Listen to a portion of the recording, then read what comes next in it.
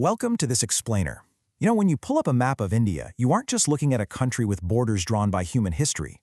You're actually looking at a massive, completely self-contained geographic engine. It's literally a landmass so incredibly dynamic that its very foundation dictates the weather, the agriculture, and the daily lives of over 1 billion people. So today, we're going to pop the hood and unpack exactly how this incredible geography actually works. Okay, here's our itinerary for today's deep dive. 1. What makes a subcontinent? 2. The Great Himalayan Collision. 3. Rivers of the Northern Plains. 4. The Ancient Peninsular Plateau. And finally, 5. Deserts, coasts, and islands. What makes a subcontinent? What makes it unique? So when we use the word subcontinent, we aren't just throwing around some fancy geographic buzzword. A true subcontinent absolutely demands massive diversity. In India, well, it's staggering variety in climate. We're talking freezing mountain peaks down to scorching, arid deserts, plus its immense range of vegetation, wildlife, and even languages is the ultimate proof of its status. Add in the perfect conditions for growing just a huge variety of crops, and you basically have a self-sustaining world right within a world. Plus, on a fundamental level, India is a peninsula. It's anchored tight to the Asian continent up north, but it juts way out into the ocean, so it's totally surrounded by water on 3 sides. You've got the Indian Ocean to the south, the Arabian Sea to the west, and the Bay of Bengal over to the east. And as you can probably guess, having this massive, wraparound coastline plays a huge role in dictating the region's moisture and overall climate. Actually, here's a kind of fascinating metric that really puts India's specific place on the globe into perspective. Indian Standard Time is based on the 82 degrees and 30 minutes east longitude line. Because of that exact positioning, the entire country operates exactly 5.5 hours ahead of Greenwich Mean Time. Section 2. The Great Himalayan Collision. Geological Origins. Now, to really understand India, you've got to rewind the clock about 200 million years.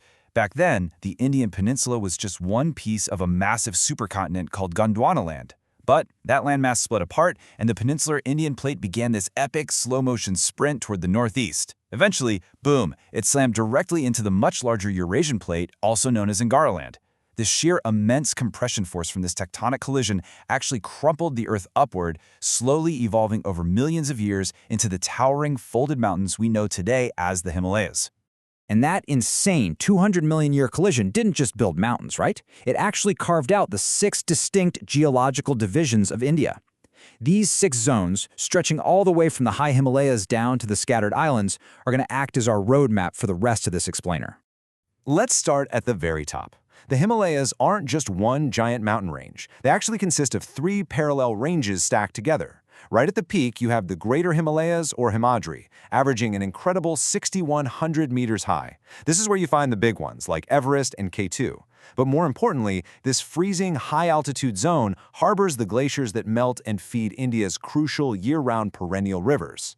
Drop down a bit and you hit the Lesser Himalayas, or Himachal, which is known for famous hill stations like Shimla and gorgeous valleys like Kashmir. Finally, at the lowest elevation, you have the Outer Himalayas, the Shivaliks, which play a massive role in managing all the silt and sediment that washes down from the peaks above. And speaking of that sediment, the formation of the lower plains is just a fascinating step-by-step geological process. Initially, rivers carrying heavy silt from those high peaks deposited their loads right into the lakes of the Shivalik ranges. Over time, those powerful rivers literally cut entirely new courses straight through the rock. So without the fresh water flowing in, those old lakes eventually drained away completely, leaving behind these incredibly rich flat plains. In the west, they call these duns, like the famous city of Dehradun, and over in the east, they're called dwars. Section 3. Rivers of the Northern Plains. Fertile heartlands. So those rivers flow down and create the Indo-Gangetic Plains, which basically blanket northern India in this super-rich alluvial soil. This area is broken down into 3 distinct river-fed divisions. The western part is carved out by the mighty Indus River and its tributaries, like the Jhelum and Sutlej. Move to the center, and it's totally dominated by the Ganga and key rivers like the Yamuna and Kosi, watering major states like Uttar Pradesh and Bihar. And then the eastern part is shaped almost entirely by the massive Brahmaputra River. Now, to really grasp why this area is so incredibly productive, you have to understand the concept of a doab. A doab is basically a specific slice of land that's situated directly between two converging rivers. Because it constantly gets bathed in mineral-rich water and fresh silt from both sides, this land is, it is exceptionally fertile. The doab regions in Punjab and Haryana are absolute agricultural powerhouses, and it is precisely because of these massive intersecting Himalayan river systems. But, the plains aren't just endless flat farm fields. Right at the foothills, you stumble into some wild microdiversity. First, the rivers hit this porous zone called the Babar, which is essentially a giant natural filter made up of deposited gravel and pebbles. The water actually disappears underground here a lot of the time, only to pop back up just below in this marshy, swampy region. And this wet, swampy terrain, it is famous for its thick, dense forests and incredibly rich wildlife. Section 4. The Ancient Peninsular Plateau. Ancient bedrock. Moving south, we hit the edges of this really ancient plateau. The Peninsular Plateau is totally bordered by two mountain ranges, known as the Ghats. On the west side, you have the Western Ghats. This is a towering, continuous wall of rock that literally blocks rain clouds, and it features Anamudi, which tops out at 2,695 meters as the highest peak in South India. But on the flip side, the Eastern Ghats are much lower in elevation. They're fragmented, broken up by rivers that flow out into the Bay of Bengal with Aroma-Konda as their highest peak. Why the huge difference? Well, it's because the entire peninsular plateau is actually tilted slightly downward toward the east, kind of like a giant geological ramp. Section 5. Deserts, coasts, and islands. Extreme edges. Up in the northwest, completely shielded from the monsoon rains by the Aravalli Hills, lies the Great Thar Desert. It's a remarkably harsh, arid landscape. In fact, the only major river out there, the Luni, actually evaporates and just totally disappears into the sand without ever making it to the ocean. But, humans being humans, we engineered a workaround. The massive 650-kilometer Indira Gandhi Canal was built to pump vital irrigation waters all the way from the Sutlej River, way up north, right down into this dry expanse. A real game changer. Heading back down to the very edges of the landmass, we find the coastal plains that border the plateau. And because of that eastward tilt we talked about earlier, the two coasts are remarkably different from each other. The western coast is this very narrow, uneven strip divided into zones like the Konkan, Kanara, and Malabar. But the eastern coast, which features regions like the Okhgal, Sircar, and Coromandel, is a wide, expansive surface. It was built up over millennia by the deltas of large rivers flowing eastward straight into the Bay of Bengal. Finally, looking off the coasts, there's a stark, really fascinating contrast between India's two major island chains.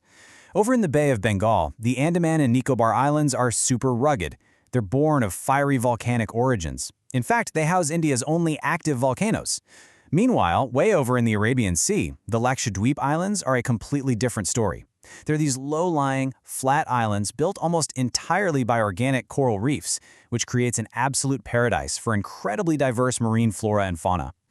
As we wrap up this explainer, I want to leave you with a geographical what-if to chew on. We've seen how the high Himalayas capture glaciers to feed the rivers, how the Ghats direct the flow of water, and how those vast plains provide immense fertility. But what would the climate of Asia look like today if that Indian plate, 200 million years ago, had just drifted off in a different direction? If it had never collided with the Eurasian plate to form that protective barrier of the Himalayas? Well, without those towering peaks to block the freezing winds from Central Asia and trap the vital summer monsoon rains, this vibrant, thriving subcontinent engine would likely be a barren, unrecognizable desert. It really just goes to show how every single feature of our planet's geography is deeply, permanently connected. Thanks for exploring the map with me today.